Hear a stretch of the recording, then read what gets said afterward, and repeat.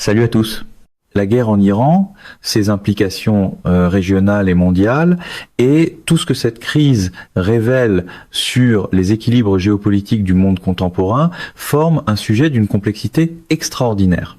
Cela touche à la stratégie militaire, aux alliances diplomatiques, à l'économie pétrolière et à la survie d'un régime qui a su, depuis des décennies, anticiper sa propre mise à l'épreuve.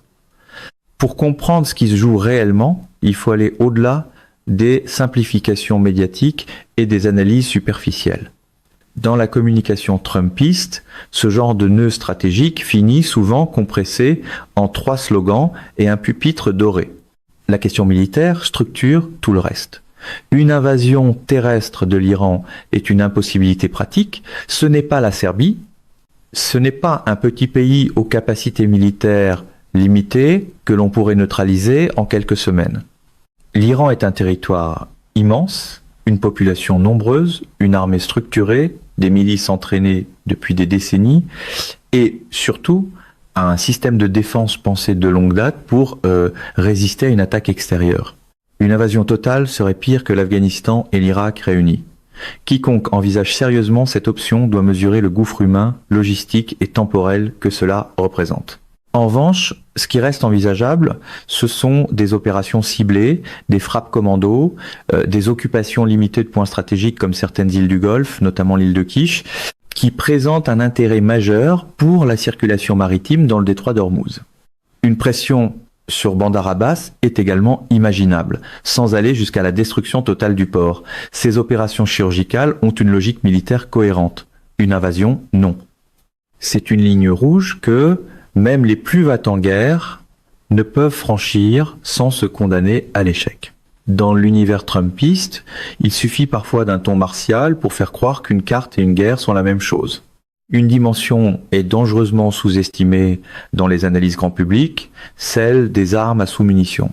Les missiles iraniens utilisés dans ce conflit ne sont pas tous des missiles classiques qui vont d'un point A à un point B pour frapper une cible précise.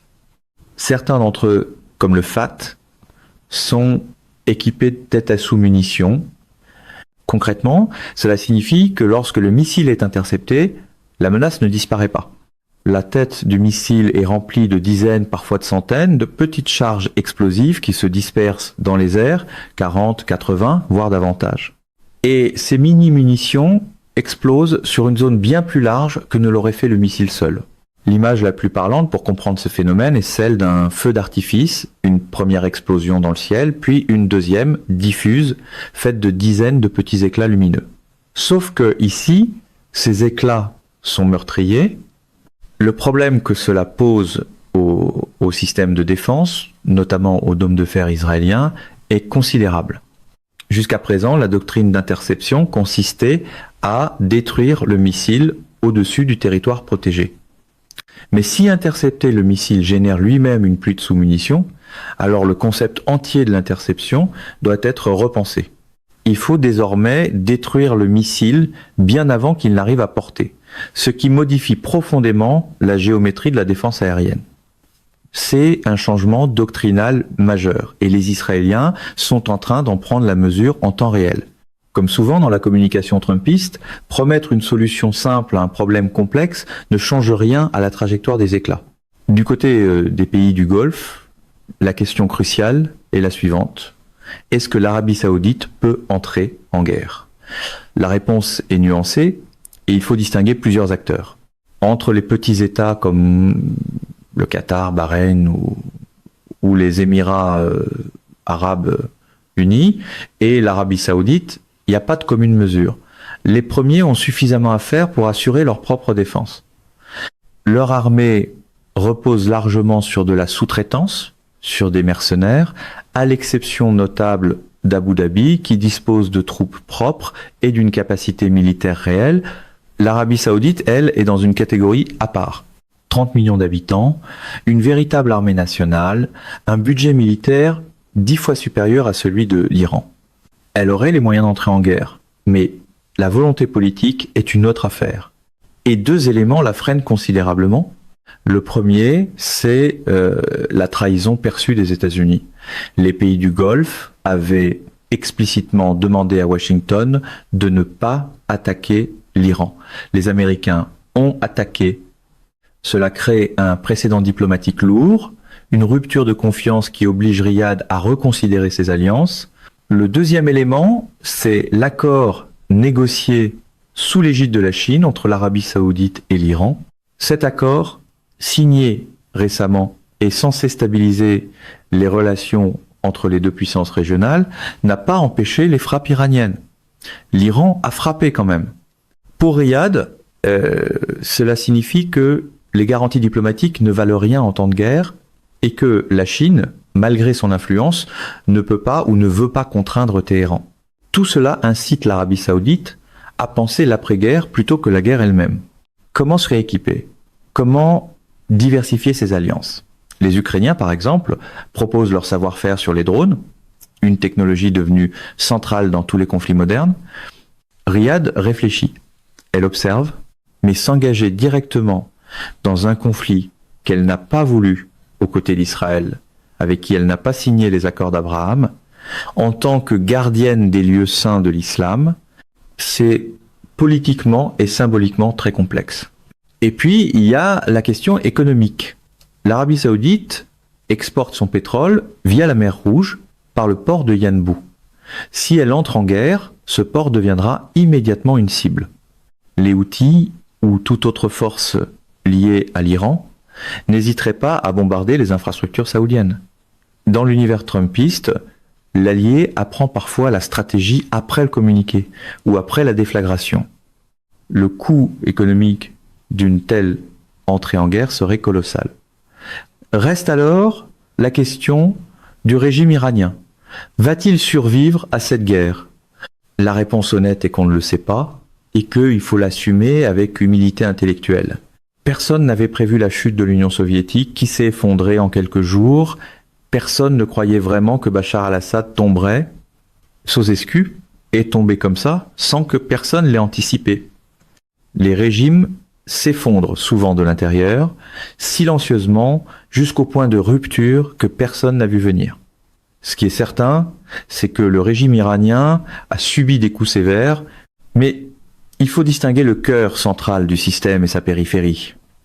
La machine trumpiste adore les certitudes instantanées. L'histoire, elle, continue de préférer les effondrements sans préavis. Le cœur, c'est à dire les gardiens de la révolution, les structures de commandement, la hiérarchie religieuse et sécuritaire restent solides. La guerre a même tendance à renforcer ce cœur par le mécanisme classique du rassemblement autour du drapeau. C'est la périphérie qui est fragilisée, les citoyens, les contestataires, les potentiels agents du changement, et ici, un fait brutal doit être rappelé. Lors des soulèvements de janvier, le régime a procédé à une élimination massive de toute opposition interne. Des dizaines de milliers de morts, des dizaines de milliers d'emprisonnés, c'est l'ensemble du tissu de résistance intérieure qui a été décapité. Il faut imaginer que les résistants français de 1944, les FFI et les FTP, aient tous été tués ou emprisonnés avant le débarquement. Il n'y aurait plus de résistance de terrain pour accueillir la libération. C'est exactement la situation en Iran aujourd'hui. Il existe désormais un leader de l'opposition, pour la première fois depuis longtemps. Un nom, un visage, un programme. Quelqu'un qui s'exprime depuis l'étranger, qui dit être prêt à rentrer, et qui est reconnu par une partie des Iraniens comme un leader de transition légitime, notamment parce qu'il représente la continuité dynastique. Mais un général de Gaulle à Londres, sans résistance intérieure, reste longtemps à Londres. Pour qu'un chef de l'opposition puisse peser, il lui faut une base au sol. Des agitateurs, des organisateurs, des petits groupes capables de fixer des objectifs et de mobiliser. Sans cela, un leader reste une figure symbolique, pas un facteur de changement réel. Les Kurdes, échaudés par des promesses non tenues à 3 reprises par les Américains, exigent des garanties sérieuses et structurées avant de s'engager. Les Azéris, de leur côté, ont clairement signifié que le conflit ne les concernait pas directement. La mosaïque des oppositions ne se transforme pas automatiquement en front uni. Le régime iranien a anticipé tout cela Et c'est là qu'intervient un personnage central, souvent méconnu, Mohamed Ali Jafari, ancien patron des gardiens de la Révolution, aujourd'hui chef du quartier général de contre-ingérence. Il y a 20 ans, il a conçu ce qu'on appelle la doctrine mosaïque de défense. L'idée est simple dans son principe, redoutablement efficace dans son application.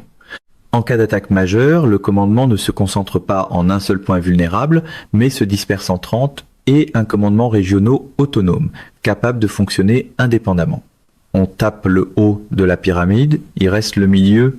On tape le bas, il reste le milieu.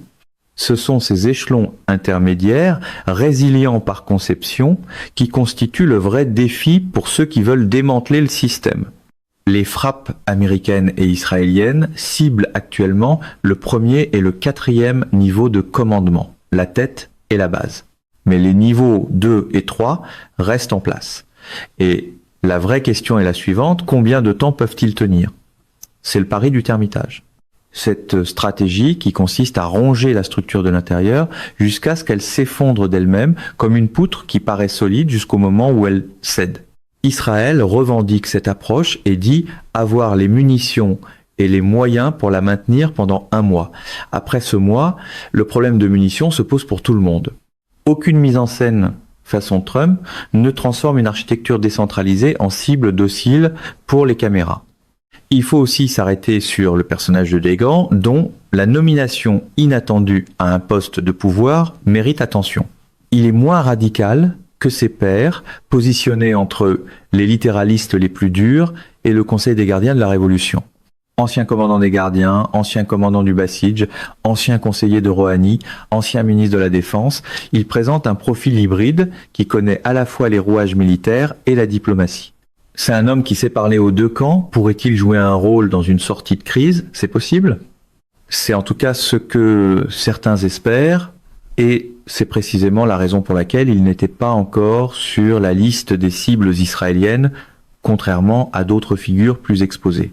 L'acteur le plus sous-estimé de ce conflit reste pourtant la Chine.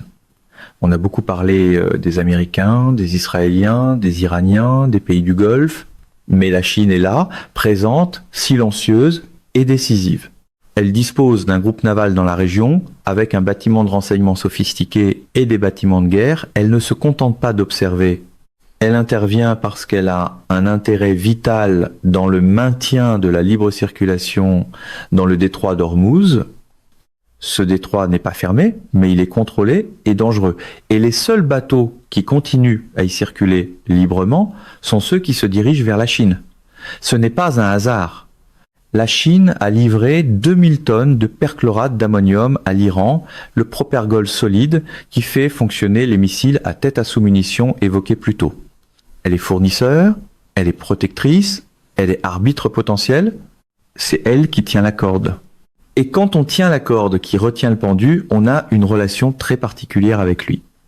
La Chine est, pour la première fois dans son histoire contemporaine, volontairement positionnée dans une zone de conflit actif hors Taïwan, qu'elle considère comme son propre territoire. Pendant que la communication trumpiste vend encore la posture commune politique, Pékin compte les cargos, les détroits et les dépendances réelles. C'est inédit et cela change la nature du conflit. Le président Macron a évoqué la possibilité d'un accord au Conseil de sécurité de l'ONU sur Ormuz. La Chine a immédiatement pris contact avec la France sur ce sujet. Pour un tel accord, il faut les 5 membres permanents. Les Américains, les Français, les Britanniques, pas de problème. La Chine a intérêt à un accord, c'est son pétrole qui transite par là. Il reste la Russie. Et la Russie, puissance opportuniste par excellence, sera prête à signer si elle obtient des contreparties, notamment sur l'Ukraine. Elle fournit des renseignements aux Iraniens, elle leur transmet son savoir-faire sur les drones Shahed développés pour le conflit ukrainien. Elle négocie simultanément avec Washington en proposant de cesser cette assistance si les Américains arrêtent de fournir des informations aux Ukrainiens. Un troc permanent, cynique, mais cohérent avec la logique russe. La diplomatie réelle se mène rarement comme une conférence de presse trumpiste où chaque phrase cherche surtout l'effet de manche. La résolution onusienne est donc possible. Mais une résolution, c'est bien. L'appliquer, c'est autre chose. Pour ouvrir Ormuz, il faut que les passes d'Aran cessent de tirer Et pour cela, il faut que la Chine et la Russie exercent une pression réelle sur Téhéran.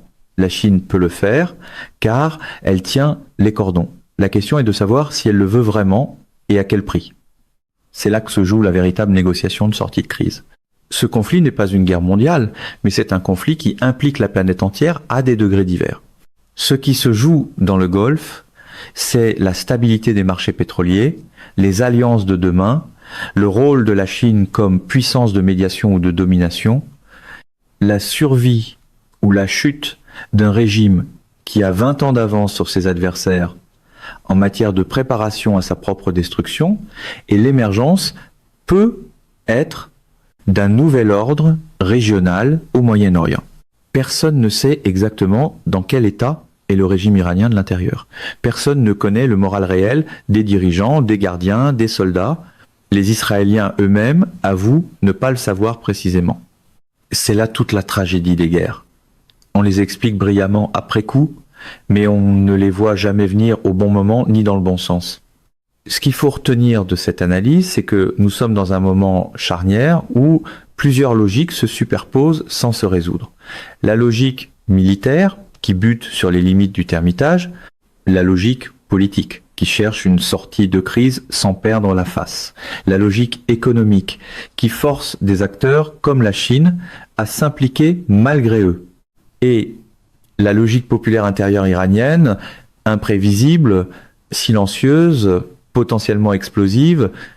C'est précisément ce qui échappe souvent au récit trumpiste. Gagner le cycle médiatique n'a jamais suffi à gagner la gravité des faits. Tout peut tomber en une semaine ou tenir 3 ans. C'est la nature même des régimes autoritaires sous pression. Ils paraissent solides jusqu'au moment où ils s'effondrent, et ce moment, personne ne le voit jamais venir. La chute de Ceausescu, la dissolution de l'Union soviétique, la fuite de Bachar al-Assad, autant d'événements que les experts les mieux informés n'ont pas anticipés. L'humilité analytique n'est pas une faiblesse, c'est une exigence intellectuelle face à la complexité du réel. Mesdames et messieurs, notre émission d'aujourd'hui s'arrête ici. Nous vous invitons à partager votre avis personnel dans la section des commentaires ci-dessous. Pouvoir, vérité, vous salue et vous donne rendez-vous très bientôt.